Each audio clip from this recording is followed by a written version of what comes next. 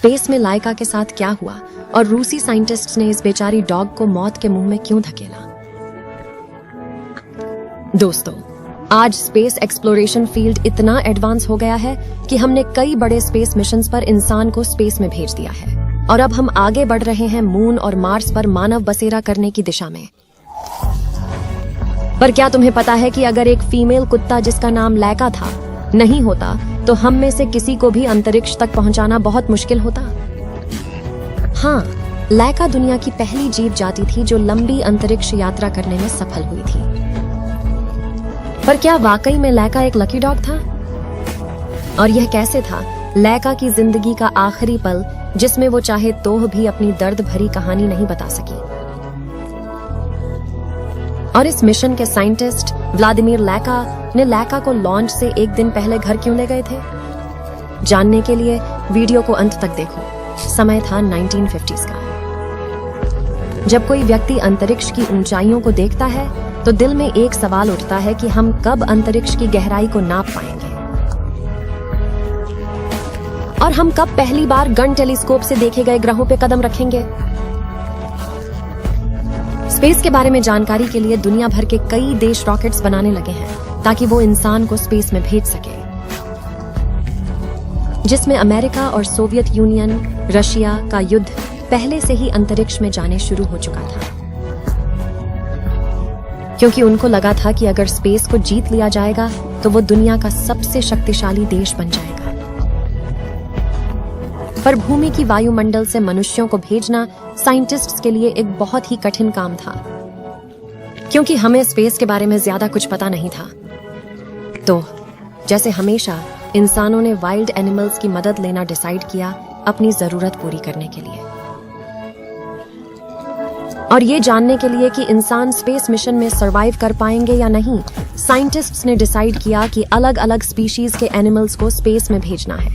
सबसे पहले 1948 में नासा ने एक बंदर जिसका नाम अल्बर्ट 1 था और कुछ कीड़े स्पेस में भेजे थे रॉकेट के थ्रू। पर यह एक सब ऑन ऑर्बिटल मिशन था, मतलब उन्हें स्पेस में रहने की जरूरत नहीं थी। उन्हें बस स्पेस के कोने को छूना था और वापस आ जाना था।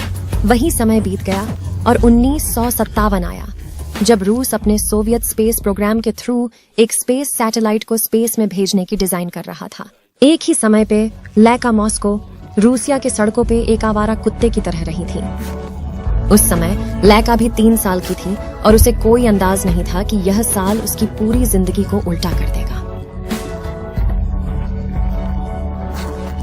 4 अक्टूबर 1957 को रूस ने अपना पहला कृत्रिम पृथ्वी उपग्रह स्पुतनिक एक सफल रूप से लॉन्च किया और इसे निम्न पृथ्वी कक्षा में भेजा।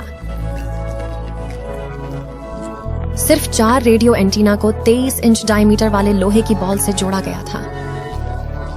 हालांकि इस सैटेलाइट में ज्यादा इक्विपमेंट नहीं थे, लेकिन ये रूसिया के लिए बड़ी जीत थी क्योंकि उन्होंने इस मिशन के साथ स्पेस रेस का पहला गेम जीत लिया था।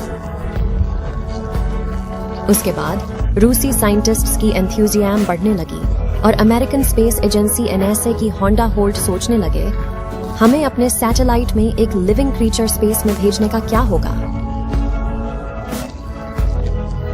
बहुत रिसर्च करने के बाद उन्होंने ये डिसीजन लिया कि हम एक डॉग को स्पेस में भेजेंगे, क्योंकि सबसे पहले तो वो सब कुछ बहुत जल्दी सीख लेते हैं और दूसरी बात, स्पेस क्राफ्ट में उन्हें रखने के लिए बहुत कम जगह होगी।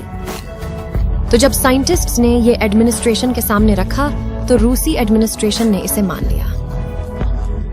पर उन्होंने साइंटिस्ट्स को टारगेट किया था कि ये मिशन 1 महीने के अंदर कर दे, क्योंकि उस समय अमेरिका और रूस के बीच एक ठंडा युद्ध चल रहा था, जिसके कारण दोनों देश जल्द से जल्द एक स्पेस मिशन करने के लिए तैयार थे और एक दूसरे को नीचा दिखाने की कोशिश कर रहे थे।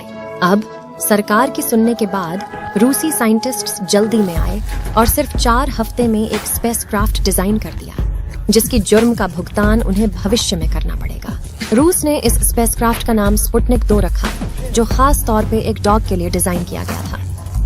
इस स्पेसक्राफ्ट में एक लाइफ सपोर्ट सिस्टम इंस्टॉल किया गया था, जिसमें एक फैन रखा गया था जो कार्बन डाइऑक्साइड को बॉडी को ठंडा करने के लिए, एब्सॉर्बर, ऑक्सीजन जनरेटर और डॉग। साथ ही एक बैग रख दिया गया था खाना और स्टूल और यूरिन वेस्ट को कलेक्ट करने के लिए, ताकि 60 दिन तक जिंदा रह सके। इस स्पेसक्राफ्ट की केबिन स्पेस इतनी छोटी थी कि उसमें घूमने का कोई जगह ही नहीं था। असल में हिलाने के लिए भी जगह नहीं थी। मतलब वो कुत्ता जो उसमें बैठा था उसे एक पिंजरे में लंबा समय के लिए एक जगह बैठना पड़ा था और अपने मौत का इंतजार करना पड़ा, क्योंकि उस समय सोवियत यूनियन के पास स्पेसक्राफ्ट को स्पेस में भेजने का तकनीक था, लेकिन वापस लाने का तकनीक अभी तक ढूंढा जाना था। इसीलिए हम इससे सुसाइड मिशन भी कह सकते हैं। एक तरफ साइंटिस्ट्स ये स्पेसक्राफ्ट तैयार कर रहे थे, दूसरी तरफ कुछ साइंटिस्ट्स इस मिशन के लिए सही कुत्ता चुनने में लगे हुए थे और उन्होंने फैसला किया कि एक सड़क का कुत्ता मिशन के लिए चुनना, क्योंकि उनका बचपन से आदत होता है मुश्किल सिचुएशंस में रहने की। इस तलाश में साइंटिस्ट्स ने मॉस्को के स्ट्रीट से 3 डॉग्स को ढूंढा, जिन्हें उन्होंने अल्बिना, मुश्का और लैका नाम दिए। फिर ये 3 कुत्ते ट्रेनिंग के लिए ले जाए गए और जैसे हमने आपको पहले बताया था, स्पुतनिक 2 का कैबिन बहुत छोटा था, इसलिए साइंटिस्ट्स ने इन 3 डॉग्स को 20 दिन के लिए एक छोटे से कैबिन में रखा था, ताकि जब वो स्पुतनिक 2 की कैबिन में बैठे तो डर के मारे कूद न जाएं।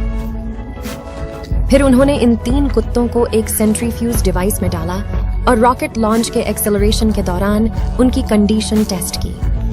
फिर उनको एक मशीन में डाला जिसका साउंड स्पेसक्राफ्ट जैसा था। इस दौरान उनका पल्स और ब्लड प्रेशर भी मॉनिटर किया गया और ट्रेनिंग के एंड पे साइंटिस्ट्स ने डिसाइड किया कि इन 3 डॉग्स में से एक फीमेल डॉग जिसका नाम लाइका है, उसको स्पुतनिक 2 में भेजना है। अब स्पेसक्राफ्ट भी तैयार था और लाइका भी अपने मिशन के लिए जाने के लिए तैयार थी। पर लॉन्च से एक दिन पहले मिशन साइंटिस्ट डॉग वॉल्डिमीर ने लाइका को घर लेकर आए और उससे एक मौका दिया खेलने और कूदने का, जैसे एक पेट डॉग, जिसने अपनी बुक में लिखा था कि लाइका एक बहुत शांत और प्यारा कुत्ता था।